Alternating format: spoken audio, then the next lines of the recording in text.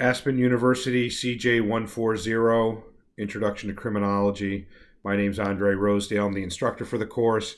This is Module 6, Discussion Question 1, which reads, discuss corporate crime and explain how a corporation can commit a crime. So if you have the electronic version of this on Vital Source, or you're receiving electronically, it basically starts in corporate white collar crime starts at around page 216, and 218, page 218 has corporate crime. It's the beginning of it is corporate malfeasance, which is essentially another form of white collar crime, has been dubbed corporate crime. Corporate crime can be defined as a violation of a criminal statute by either a corporate entity or by its executives, employees, or agents acting on behalf of it for the benefit of the corporation, partnership, or other form of business entity. So basically, that would be like Volkswagen a couple of years ago was cited for sending over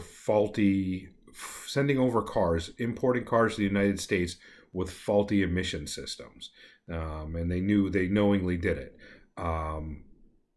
You will get, on a lower level, you will get small doctors' offices that will commit medical malpractice fraud by finding people that don't really have injuries,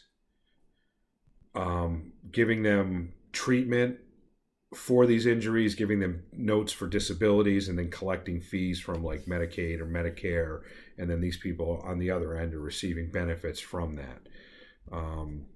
Social Security fraud, it's more of a personal level. Corporations that take, Connecticut has a real problem with corporations that construction work, that I-84, Route I-84, which runs east to west through Connecticut, connecting New York City and Boston. We had construction companies that for a time were putting in drains, and they had the state inspectors as part of their fraud, and these companies put these drains in along I-84, and come to find out they were just holes in the ground. They just dug holes and put in manholes, like stacked up concrete squares, and they didn't go anywhere, and they didn't drain the highway properly.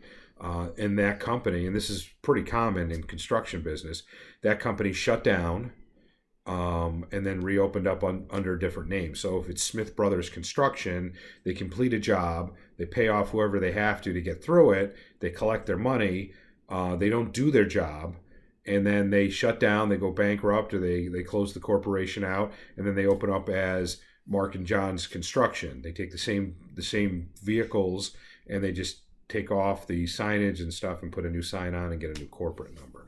So that's a pretty local thing, but I'm sure it happens all around the country. So I'm looking forward to reading your explanation on what corporate crime is, and with a good APA reference, which could just be as simple as the author in this textbook, citing the author in this textbook.